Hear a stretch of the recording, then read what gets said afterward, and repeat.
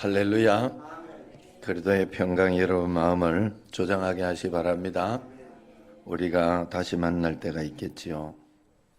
저 천국에 가서 다시 만나야 할 때가 있겠지요. 그때는 정말 하나님 앞에 상급으로 구별될 텐데, 우리가 이 땅에 기회인 줄 알고 하나님 앞에서 말씀 가운데 잘 살아서 여기서도 행복하고, 참 신기한 건 하나님이 여기서도 행복하고 저기서도 행복하다, 저기서도 상급이 있다, 그렇게 하나님은 말씀하셨어요.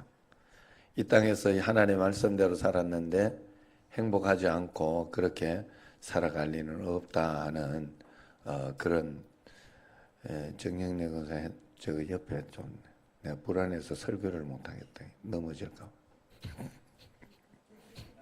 그걸 어떻게 올려놔두고?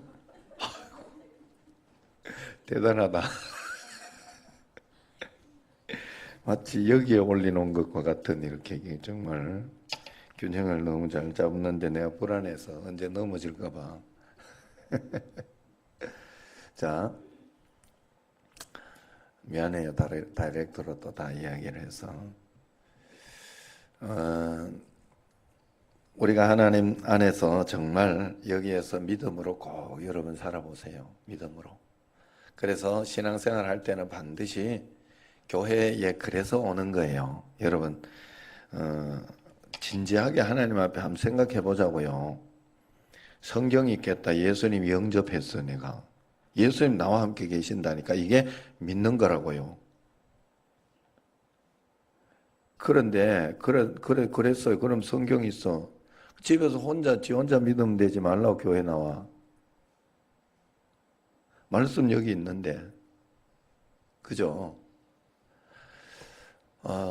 왜 나올까? 왜 나올까요? 왜 나오는 거예요? 첫 번째는 성경에서, 우리가 믿는 이 성경에서 모이라고 했기 때문에 그런 거예요. 모여서 이 모이는 교회를 확장하고 번성시켜 나가는 게 우리의 또 사명이기 때문에 그런 거예요. 성경에서 이야기하니까. 그래서 모여서 이렇게 복음 전하고 이렇게 하려고 하니까 굉장히 갈등도 많고 굉장히 어려운 일도 많고, 또 그러면서 하나하나 해결해야 될 것도 많고, 그러면서 하나 되어 나가야 되더라고, 교회가. 그러면서 나도 배우고 나도 하나님 앞에서 뭔가 만들어지고 뭔가 이렇게 구성되어져 가는 거예요.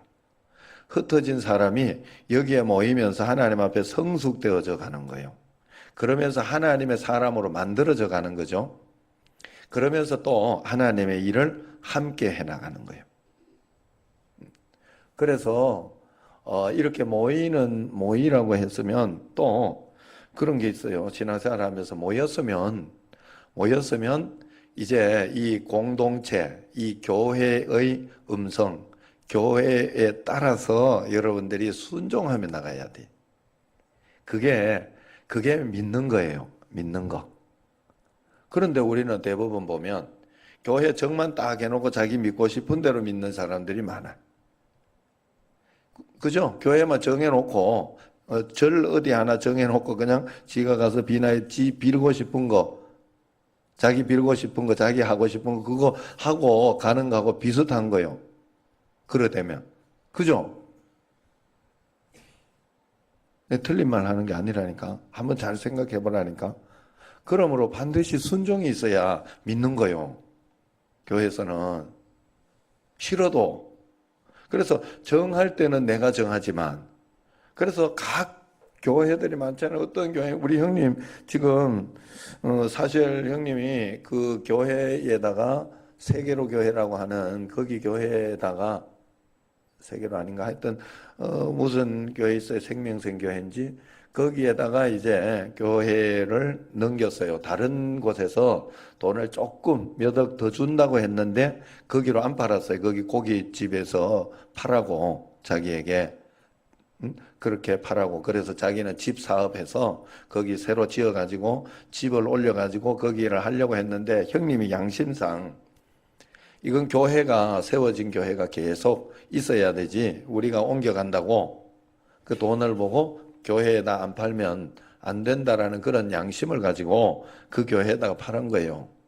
그런데 그 오는 교회가 그 신기한 특징이 있대요. 우리밀면인가 뭐 이런 거를 이렇게 굉장히 우리밀을 강조하면서 건강과 뭐 이런 걸 강조하면 밑에 1층에는 우리밀면이 뭐 이렇게 하고 하는 내 정확한 건 아니에요. 하여튼 우리밀 우리 뭐 곡물 뭐 이런 거를 해가지고 하는 그 음식점을 만들고 그것도 홍보하고 하는 그런 교회야. 그 저런데 누가 가겠나 했는데 꼭 거기에 맞는 사람이 간대. 거기에 맞는 사람이 가는 거예요. 무슨 말인지 알죠?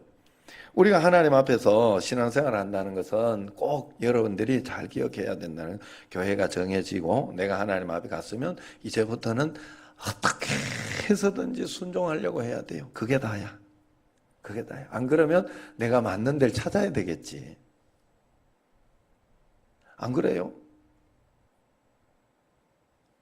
여러분 정말로 하나님 앞에서, 그래서 우리가 믿음을 내 마음대로 믿을 것 같으면 믿을 이유가 없어. 내 마음대로 다 하나님 절대로 내 마음대로 그래 안 해주잖아요. 신기한 거는. 기도하면 다 응답받는다고 그랬는데, 이렇게 보면 우리가 응답받는다는 건 내 마음대로 다 된다는 건데 절대 그래 안 되잖아요. 제가 그래서 설명해 주는 기도에 대한 응답, 다 응답받긴 하지만 하나님 기도하면 하나님 뜻대로 응답된다. 틀려요? 제 말하는 게 틀려요? 여러분 지금까지 그래 왔잖아요. 그런데 거기에 대해서 오해해가지고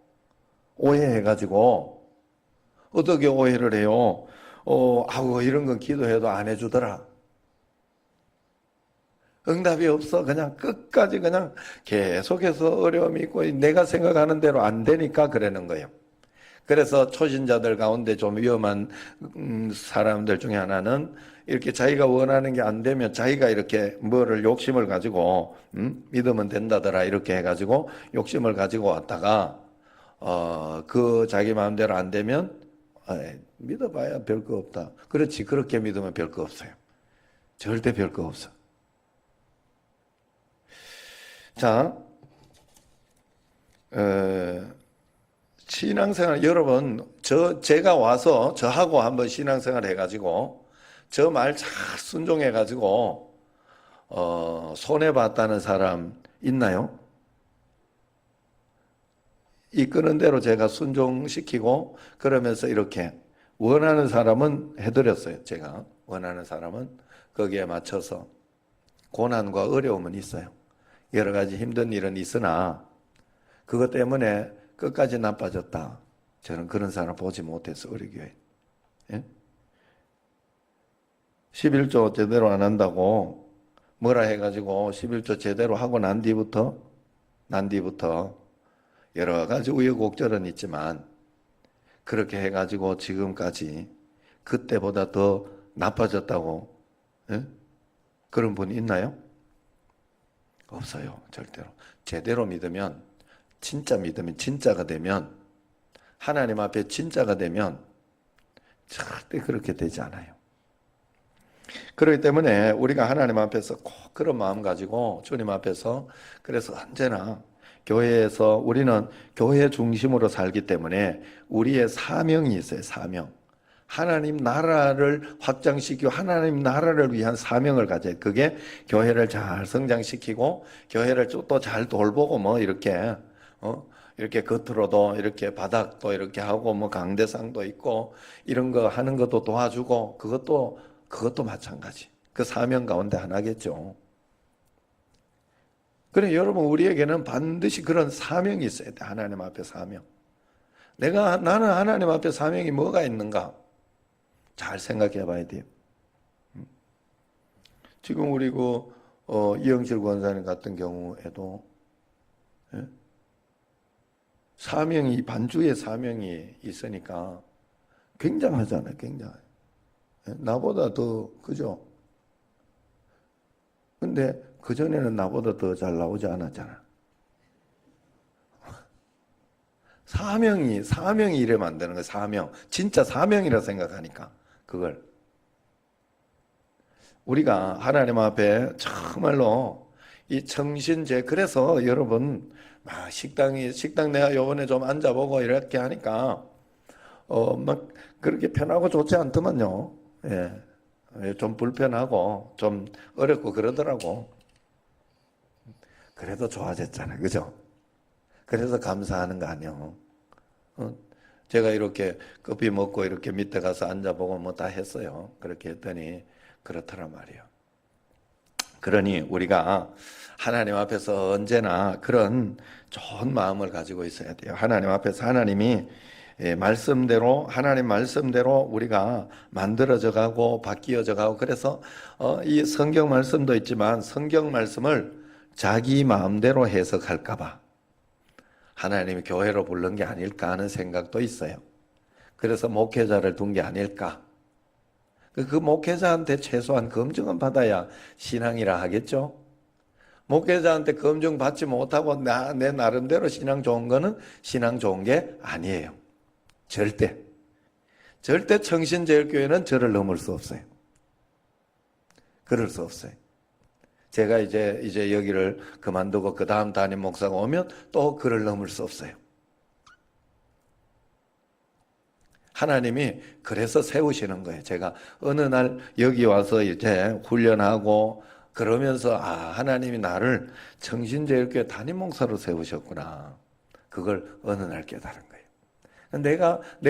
내가 가지고 있는 위치가 어딘지를 잘 봐야 돼요. 그 사명을 잘 깨달아야 돼요.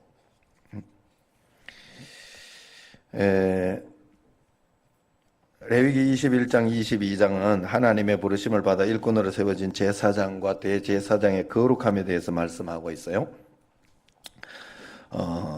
1절에서 9절까지는 제사장의 이렇게 거룩한 삶을 공부했어요.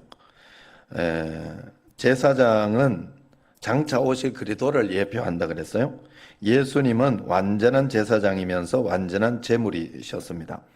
구약 성경에서 이렇게 제물도 그렇고 제사장도 그렇고 또 뭐 어디 이렇게 뭐 왕이다 뭐 이런 것은 전부 오실 메시아를 예표하는 거예요. 오실 메시아의 어떤 사역이나 어떤 그런 것들을 예표하는 거, 예수님을 예표한다 이 말이에요. 우리 안에 오신 예수님이 어떤 일을 감당하셨고 어떤 일을 해나가느냐, 그런 것을 이야기해요. 그래서 구약시대 제사장에 관한 말씀을 공부하면서 우리는 그리스도의 모습을 자꾸 발견해야 되는 거예요. 성경을 볼 때 그렇게 보셔야 돼요. 여러분들이 구약을 볼 때는 구약은 신약에 예수님으로 집중되는 거예요. 성경 말씀을 쫙 이렇게 짜면요, 예수님의 구속 사역이 쫙 나오는 거예요. 예수님이 우리를 구원했다 하는 그거. 그래서 성경 때문에 예수님이 그리스도시다 하는 게 나온다잖아요. 그래서 더 짜면 예수 그리스도 이것만 나온다잖아요. 무슨 말인지 알죠? 그렇게 해석하고 그렇게 봐야 된다는 거예요. 모두가 그렇게 되어 있어요. 자, 레위기의 이 말씀이 그러나 신약 시대에 사는 우리 모든 성도들은 그리스도의 대행자요 사신으로서 제사장의 역할을 잘 감당해야 하는 자들이에요. 그러므로 구약 시대의 제사장에게 주는 이 말씀이 곧 우리 성도에게 주는 그런 말씀입니다. 레위기의 이 말씀이 문자 그대로 의식적인 규례로서 신약 시대 우리에게 적용되는 건 아니에요. 그러나 사실 우리가 지금 이 예배를 이렇게 드리는 이런 모습이 신약 시대 초대 교회에서 이게 처음부터 다 형성되어 있는 건 아니에요. 형성되어 있었던 건 아니에요. 처음 교회는 그러지 않았어요. 찬양대도 없고 다 없었어요. 그 예배가 어디로 발전되어서 이렇게 왔는가 하면 카톨릭에서 발전을 시켰죠. 그 다음 우리 교회의 초기 형태가 카톨릭 교회의 형태잖아요. 그 옛날에는.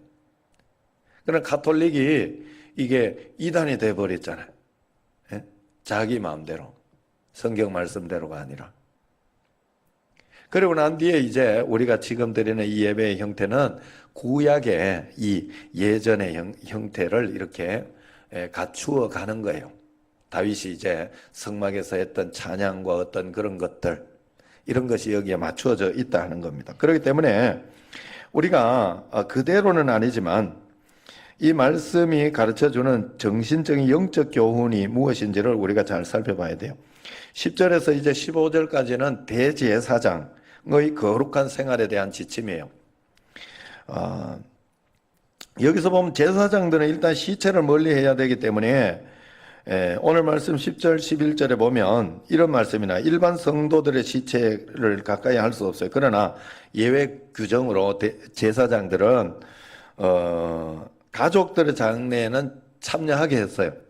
그런데 이런 규정과 달리 대제사장은 자기의 고륙 지친에도 참여할 수 없었어요.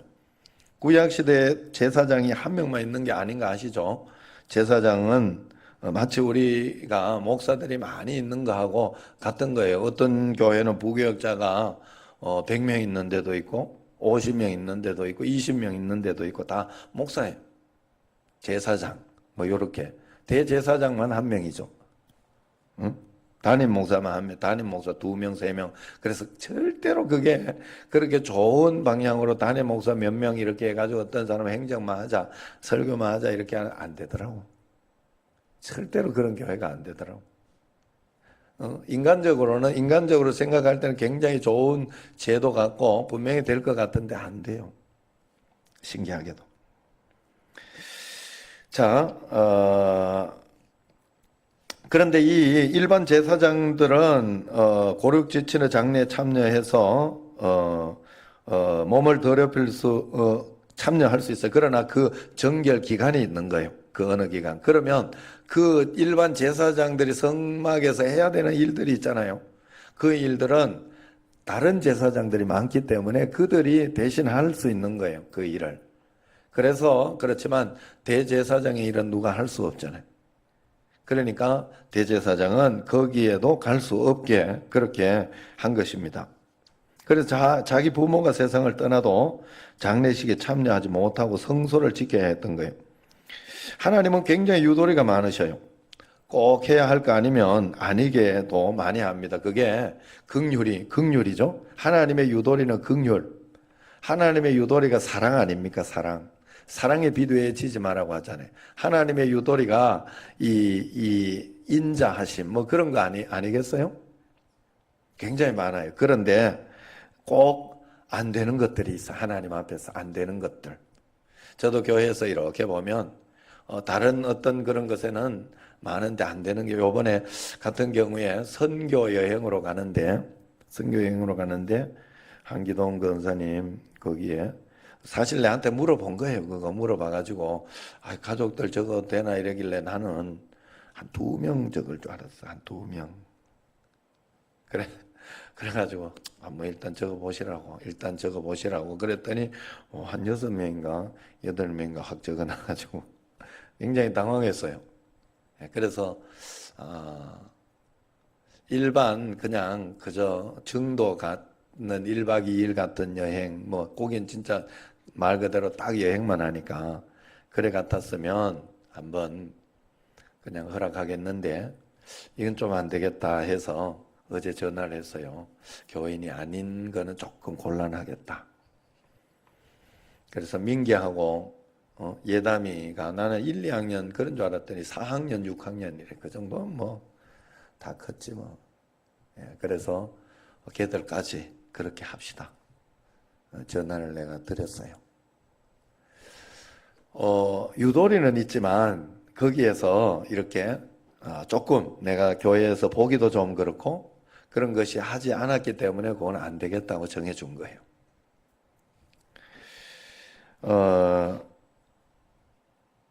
그런데 하나님께서 그래서 제사장들에게는 가게 했지만 대제사장은 가지 못하게 했어요.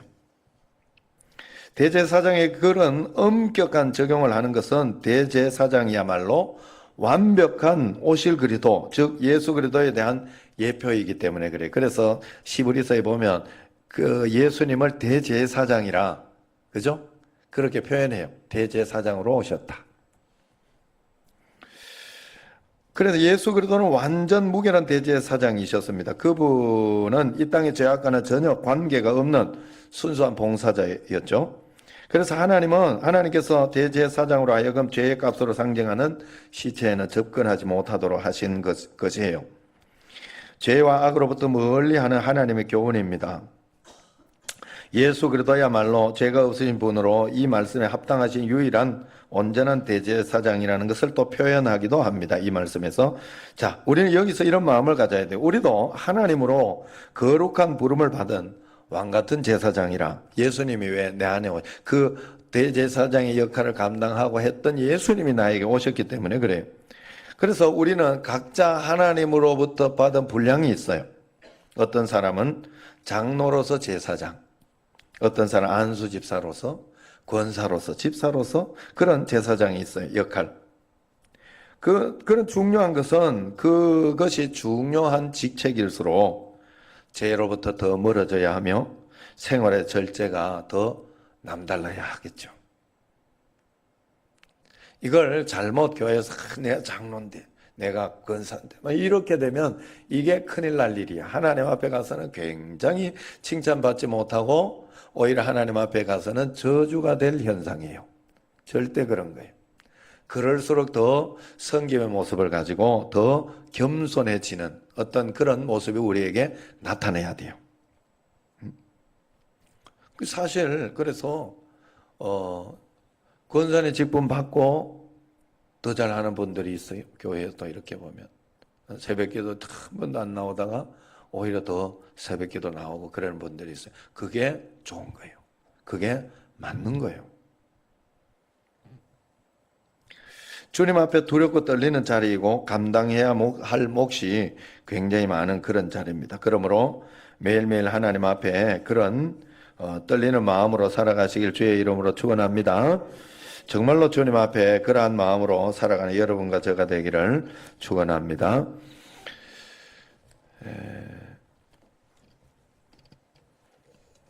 기도하겠습니다. 1000번 정금 박영준 김은미 드립니다.